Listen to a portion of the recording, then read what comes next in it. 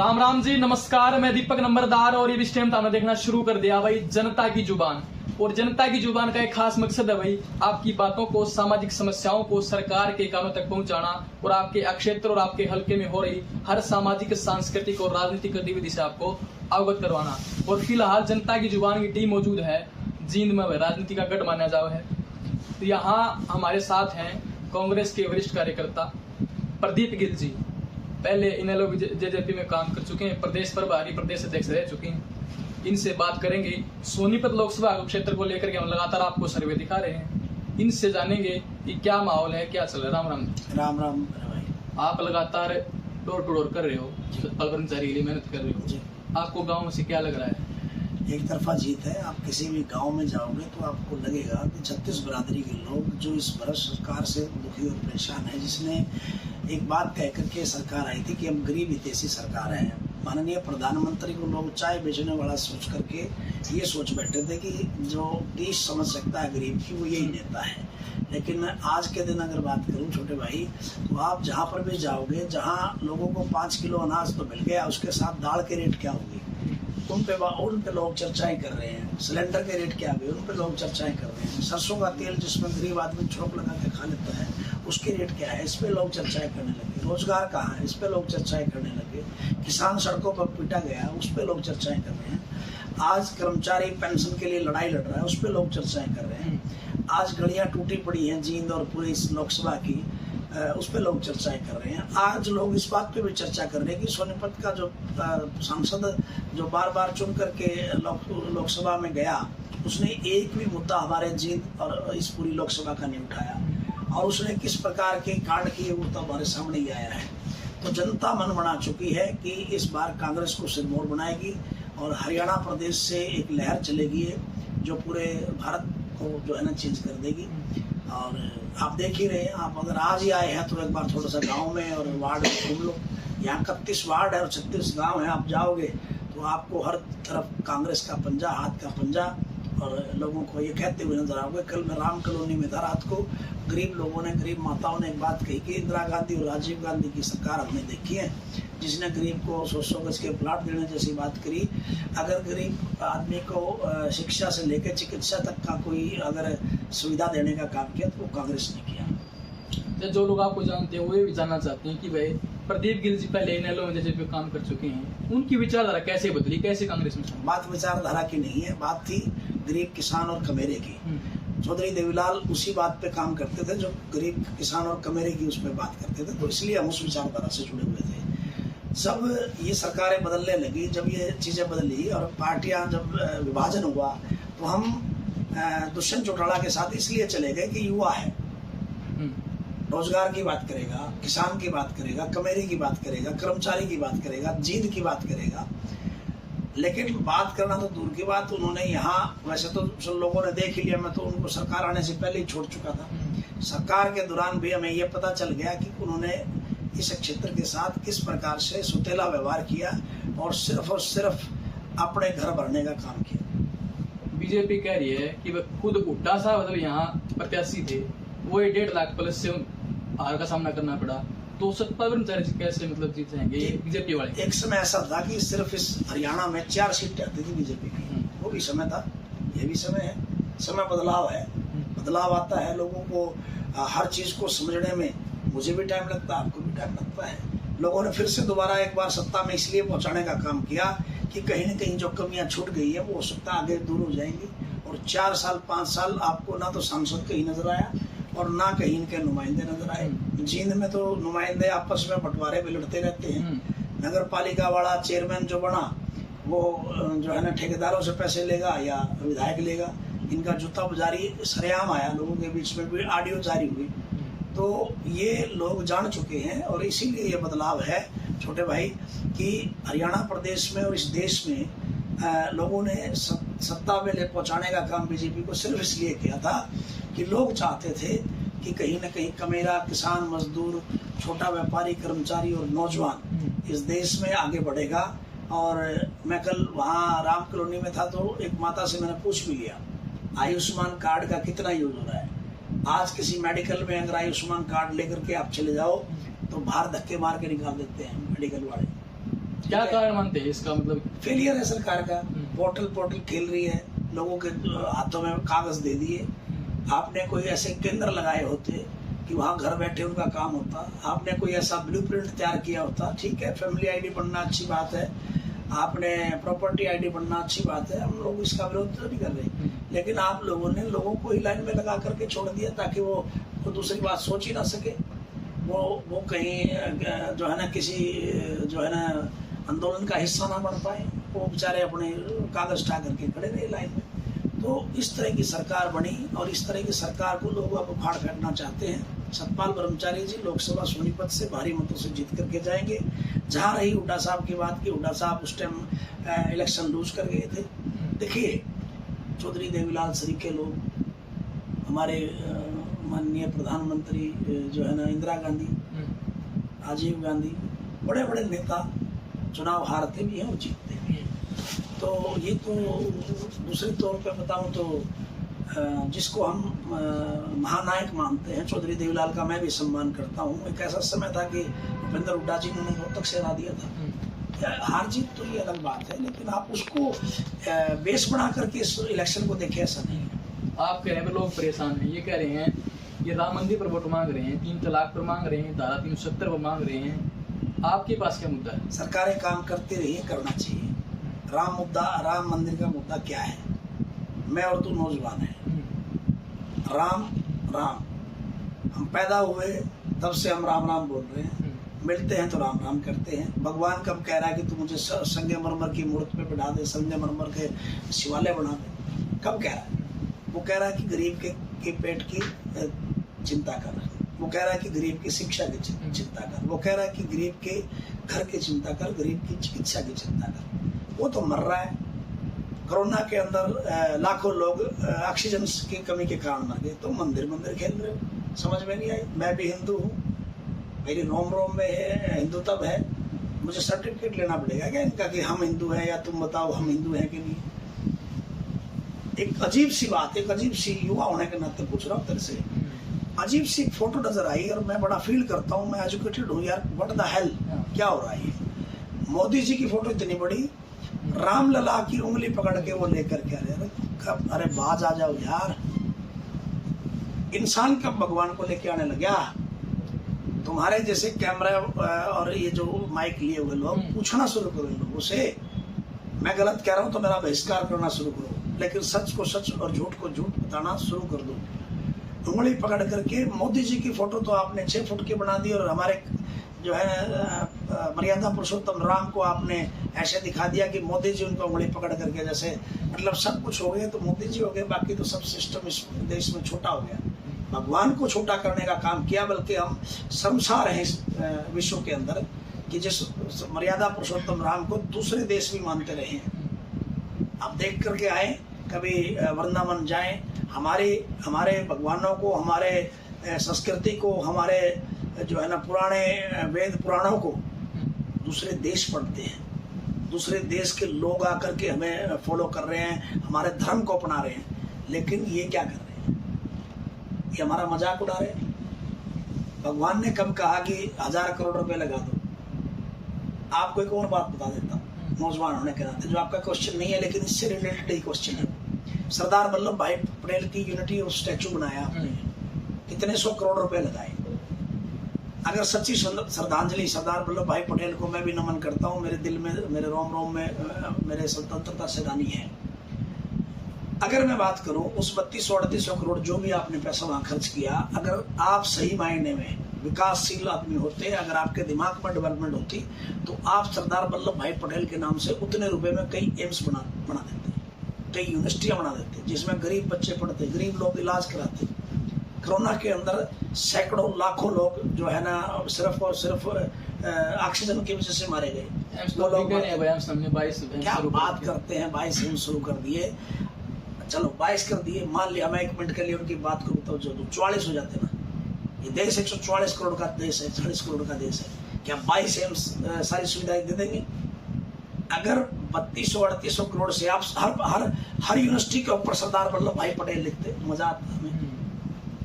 हमारा गरीब बच्चा जब पढ़ता तो उसे सरदार वल्लभ भाई पटेल के बारे में भी पढ़ने का मौका मिलता कि क्यों इस यूनिवर्सिटी का नाम है। यूनिटी ऑफ स्टैचू की बात करते हो, हिंदू और मुसलमान को लड़ा रहे हो, पटेल को नॉन पटेल से लड़ा रहे हो, छोटा और बड़ा बता रहे हो। कभी आप ये कह रहे हो कि 3 तलाक की बात कर रहे हो। 3 तलाक और 370 धारा का मैं सम्मान करता हूँ, 370 धारा का मैं सम्मान करता हूँ। भाई मेरे, किस किस सरकार ने कितने कितने बड़े कदम उठाए, फिर गिनाने लगे तो फिर इस देश को बढ़ाने वाली कांग्रेस है। फिर इसका मतलब तो जिस माइक को तू लिए बैठा है, जिस कैमरे को तू चलाए बैठा है, इसको लाने वाला राजीव गांधी था। फिर आज के दिन अगर कहें तो फिर हमने किया, सब कुछ किया। जो ये जो बड़े बड़े मंचों पर लाइव जा रहे हैं, कैमरों में दिखा रहे हो, सिस्टमों पे दिखा रहे हो, जो आज रोड से रोड कनेक्ट हो चुका है, बिजली की आज क्या इन्होंने 10 साल में बिजली जो है ना लास्ट छोर तक पहुंचा दी, या ये जो है ना कांग्रेस ने किया?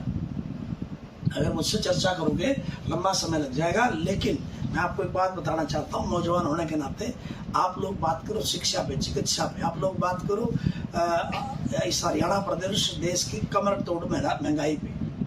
अब एक तरफ तो कहते हैं कि हमने 5 किलो अनाज दे दिया, दूसरी तरफ बात करो ना कि आपने जो है ना दाल के रेट कहाँ चले गए, दूसरी तरफ बात करो ना आप सरसों के तेल के रेट कहाँ चले गए, दूसरी तरफ बात करो ना आपकी पेट्रोल जो एक गरीब आदमी, एक मजदूर भी, तुम भी ले रहे होगे, एक बाइक तो तुम्हारे पास जरूर मिलेगी या गाड़ी होगी। गाड़ी का, बाइक का अगर मैं बात करूं, एक मिस्त्री आदमी जब बाइक लेके अपने घर से काम पे जाता है, 700 रुपये या 500 रुपये की दिहाड़ी करके आता है, मिनिमम 100 रुपये का पेट्रोल तो उसका लग गया ना। उससे पूछना हकीकत क्या है। 500 रुपये का भी तेल अगर हो गया तो किसी अमीर आदमी को कोई फर्क नहीं पड़ता। फर्क पड़ता है उस गरीब आदमी को जो 500 कमा के लाता है, 100 वहां चले गए, और रात को छौंक लगाना है तो जो है ना 300 रुपये लीटर उसका सरसों का तेल हो गया।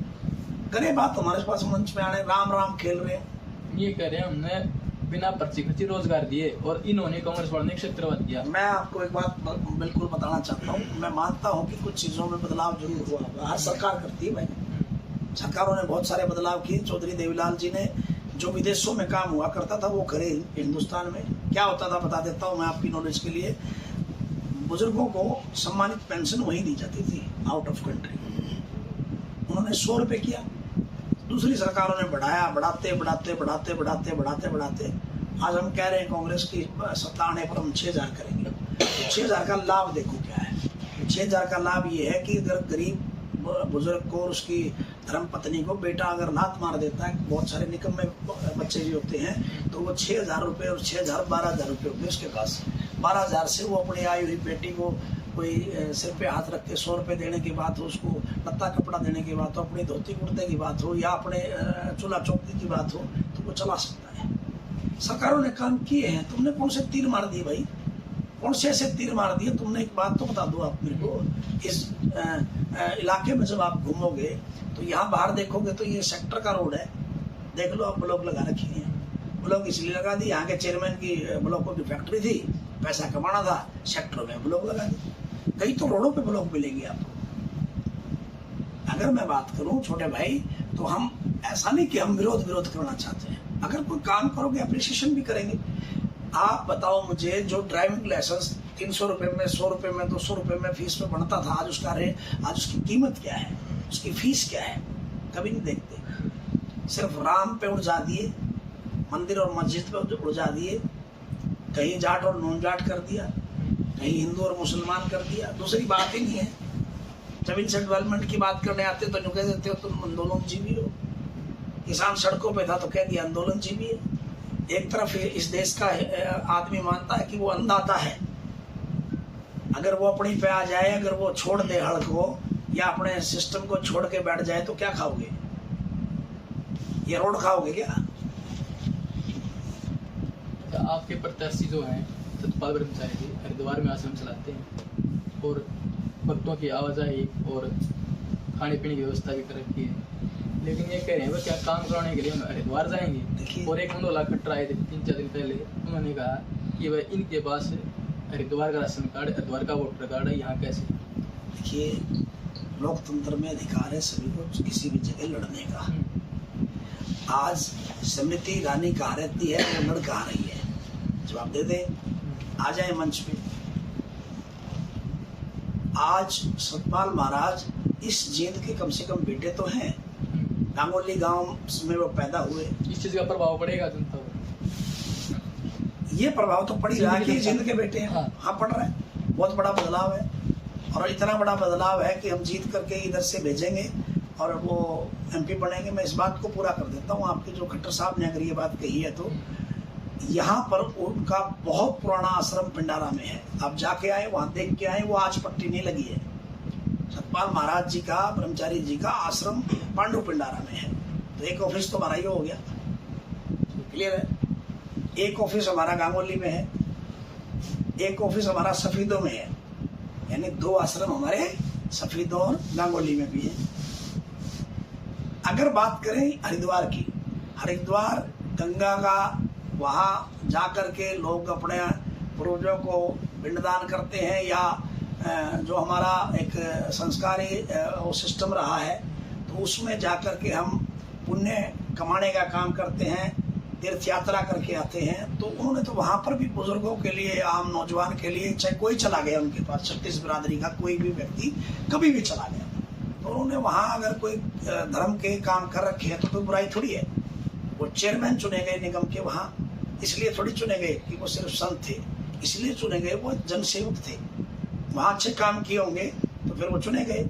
और मैं बताना चाहता हूँ, उनकी जो कथनी से बात आई थी, उनके जो साक्ष्य हमें बताए गए कि उन्होंने लगभग 500 लोगों को रोजगार वहाँ दे रखा है हरिद्वार में। हाँ, जब वो एक आदमी निगम में चेयरमैन बन करके 500 रोजगार दे सकता है, तो वो सांसद चुन करके क्या कर सकता है। हम तो ये मानते हैं कि हमें अच्छा सांसद मिल रहा है और लीग बन रही है कि आने वाला समय फिर से हमें मिलेगा, और राजनीति में ऐसा होना भी चाहिए। मैं तो एक चीज़ के बड़ा खिलाफ हूँ कि वो उसका बेटा, वो उसका बेटा, फिर उसका बेटा, उसका बेटा, इस तरह की चीज़ें भी राजनीति में योग्य आदमी कोई हो, संत हो, फकीर हो, राजा हो, रंक हो, कोई हो, अगर वो काबिल है, डॉक्टर का बेटा डॉक्टर बन सकता है, मास्टर का बेटा मास्टर बन सकता है, काबिल हो तो कोई भी बन सकता है, लेकिन संत क्यों नहीं बन सकता। अगर योगी जी को बात करें, अब योगी जी कहीं उनका मठ चलता होगा, आज तो वो पूरे यूपी के मुख्यमंत्री हैं। अब यूँ कहना चाहिए था कि भाई मठ तो आपका वहाँ है, फिर आप मुख्यमंत्री लखनऊ कैसे बैठेंगे, कैसे लोगों के काम करेंगे। बैठ रहे हैं ना। स्मृति ईरानी कहाँ से थी, कहाँ चुनाव लड़ रही है, जवाब दे दो मेरे को आके। मुख्यमंत्री कहाँ से थे, हाँ। प्लीज बताइए। हरियाणा प्रदेश की जनता भी उन्हें जानती नहीं थी कभी। हमने लोगों ने उन्हें किसी मंच पे देखा नहीं, सिस्टम देखा नहीं। RSS के आदमी थे, उठा करके थोप दिया गया। ये चीजें नहीं दिखती आपको। आपका क्या कंट्रीब्यूशन था हरियाणा के लिए, कोई एक कंट्रीब्यूशन तो बता दो आप। सिर्फ RSS की विचारधारा को आपने भले ही बढ़ाया होगा, इसके अलावा एक कंट्रीब्यूशन हो तो आप हमें मंच पे आके बता दो। कम से कम इन्होंने तो देश के लिए, हरियाणा प्रदेश और कहीं से भी गए हुए वृद्ध लोगों के लिए, जो है किसी भी गरीब मेरे मजदूर, किसान, कर्मचारी, किसी के भी लोग गए, माँ बाप गए, तो इन्होंने वहाँ उनकी सेवा करी है। और लोग कहते हैं हमें बहुत सारे गांव में जाने का मौका मिला, गलियों में जाने का मौका मिला, बोला भाई हम गए ब्रह्मचारी जी के पास, वो तो बिल्कुल बिछ जाते हैं आदमी के लिए। ठीक है ना, ऐसा आदमी चाहिए हमें। जींद अर्बन से ज्यादा प्रभाव आप मानते हैं कांग्रेस पार्टी का, या ग्रामीण एरिया में? दोनों जगह बहुत जबरदस्त है। मैं बता रहा था कल, बाहरी कॉलोनियों में मुझे जाने का मौका मिला। मेरे साथी हैं यहाँ जो बैठे हैं आपके सामने, ये सभी साथी मुझे हर कॉलोनी में लेकर के जाते हैं। मेरा मौका मिलता है तो मैं गया। वहाँ बड़ा रोष था लोगों पे, कहते हमारी गली में बढ़ नहीं सकते ये लोग, लबालब मतलब गंदे पानी से भरी पड़ी थी वो। आप जाके आओ एक बार राम कॉलोनी में, सीवरेज व्यवस्था कैसे नीचे से जो है ना गंदा पानी घरों के आगे निकल रहा है, वही रोटियां बनानी होती है रसोइयों में, पूरा सड़ रहा है मतलब सिस्टम। और फिर कह रहे हैं हम जम्मू की विकास कर दिया हमने, तो जींद को लंदन बना दिया। तो एक बार कैमरा ले जाओ, पता कितनी सीट आप आलोर मानते हैं? 10 सीटों पे मजबूती से लड़ रहे हैं। आज सिस्टम हरियाणा प्रदेश में इस प्रकार का है कि हमारी गठबंधन की सीट है कुरुक्षेत्र, वो हम जीत रहे हैं। 9 की 9 सीटों पर मजबूती से हम लड़ रहे हैं। आपको भी पता चला होगा। अगर आपका माहौल बनता है यहाँ इसमें लोकसभा में और विधानसभा में, फिर आपकी क्या MLA में दौड़ रहेगी या फिर कोई बड़ा पद है? देखिए, मैं कभी भी इस बात को तो नहीं कहता। आदमी कोई संघर्ष करता है तो उसका टारगेट तो जरूर होता है। विधानसभा जानना चाहेंगे? विधानसभा में मेरा फोकस है। अगर मुझे मौका मिला, जिंदगी जनता ने इस काबिल मुझे समझा, पार्टी ने इस काबिल मुझे समझा, तो एक बात बिल्कुल कहता हूँ, ऊपर तो संत और नीचे के नौजवान। मिल करके ऐसा काम करेंगे कि जींद में दोबारा से वो जो पैतृक चल रहा है ना, वो उसका बेटा, वो उसका बेटा, वो उसका बेटा, इस प्रणाली को ख़त्म करेंगे। मेरी कोई राजनीतिक पृष्ठभूमि नहीं है, मैं कोई दादा परदादा पर मंत्री MLA नहीं रहा। पिताजी रिटायर्ड मास्टर थे। मेरी छात्र सभा से मेरा जीवन इस प्रकार का रहा है कि मैं लोगों के बीच में रहने वाला व्यक्ति हूँ। मैं एक बार लंदन चला गया, मैं एक बार का वाक़या बता रहा हूँ। मेरे को 10 दिन वहाँ मेरा दिल नहीं लगा। लंदन में घूमने गया तो मेरे को लगा कि ये बड़ा मतलब बहुत अच्छी जगह होगी। हाँ ठीक है, घूमने के लिए अच्छी जगह है 10वें से 11वें दिन, क्योंकि वहाँ लोगों के पास टाइम ही नहीं है हमारे लोगों के साथ बैठ के, जैसे आज हम बैठते हैं, खाते हैं, एक दूसरे से अपने विचार जो है ना एक्सप्रेस करते हैं, एक दूसरे से हम तालमेल रखते हैं। ऐसा कुछ नहीं था वहाँ। तो मैं एक आम परिवार का आम घर में जन्म हुआ मेरा, तो मेरा बड़ा मन है कि जींद की जनता के लिए, जींद के लोगों के लिए काम किया जाए, क्योंकि दुर्भाग्य रहा है जींद सेंटर है हरियाणा का, जहाँ पानी भी बढ़िया और वाणी भी बढ़िया।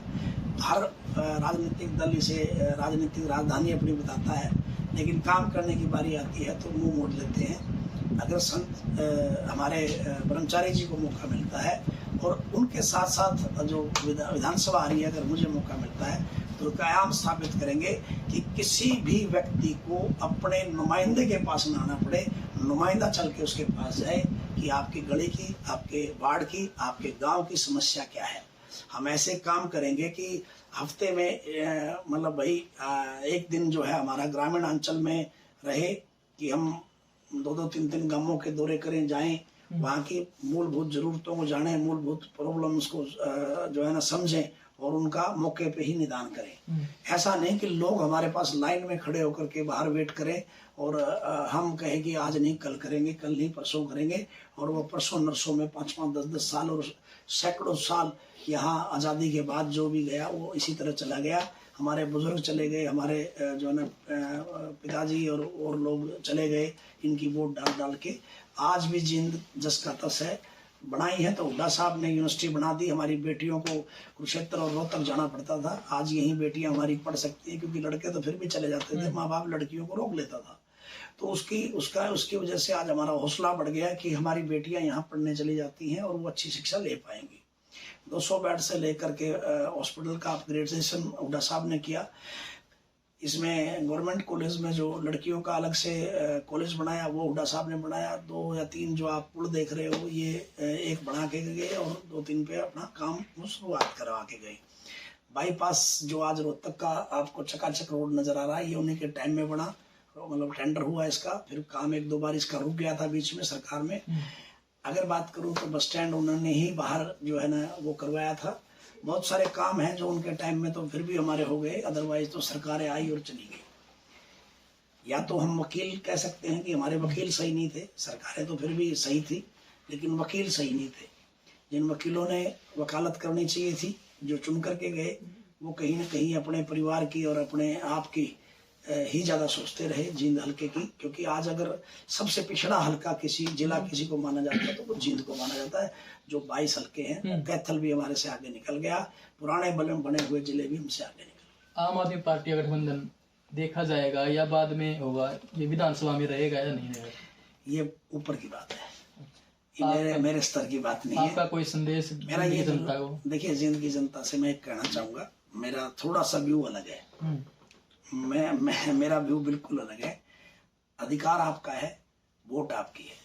परमपिता परमात्मा ने दिमाग दिया है, ताकत दी है, सोचने समझने का, आपका फैसला लेने का आपका अपना दिमाग दिया है। आप हर चीज का फैसला करें। मेरी इस वीडियो को अगर देखें तो सारी बातें अगर मैंने गलत कही हो तो 1-1 वोट बीजेपी को डाल दें। अगर आपको लगता है कि प्रदीप गिल ने बहुत अच्छी बात बताई और सारी बातें हमसे होके गुजरी हैं, तो भाई अब तो वैसे तो मन बन गया सरकार पूरी जनता का, तो 1-1 वोट जो है कांग्रेस पार्टी को दे करके लोग जिताने का काम करेंगे। और मैं आज एक बात क्लियर कर रहा हूँ जींद की जनता को, कई बार हम बार भी लोगों को जब सत्तासीन कर देते हैं तो लोगों में घमंड आ जाता है, और कई बार सरकारों को इसलिए भी वापस बुलाना पड़ता, रिकॉल करना चाहिए कि ताकि जनता के चुने हुए नुमाइंदे को घमंड ना हो, जनता का चुना हुआ नुमाइंदा कहीं अपने आप को जनता से बड़ा ना समझने लगे। हमारे यहाँ कुछ ऐसे लोग हैं जो अपने आप को जनता से बड़ा समझने लगे। बदलाव जरूरी है, बदलाव जरूरी है। धन्यवाद जी सर के लिए। तो ये थे हमारे साथ कांग्रेस पार्टी के वरिष्ठ कार्यकर्ता प्रदीप गिल जी। इनसे सवाल जवाबी जो कि उसके बारे में आपकी क्या राय है कमेंट के माध्यम से जरूर बताएं। और इस यूट्यूब पर इस खबर को देख रहे हैं तो चैनल को सब्सक्राइब कर लीजिए, और फेसबुक पर अगर देख रहे हैं तो पेज को फॉलो कर लीजिए ताकि खबरें आपके पास आती रहें लगातार। कैमरामैन अभिनंदन के साथ मैं दीपक नंबरदार, जनता की जुबान।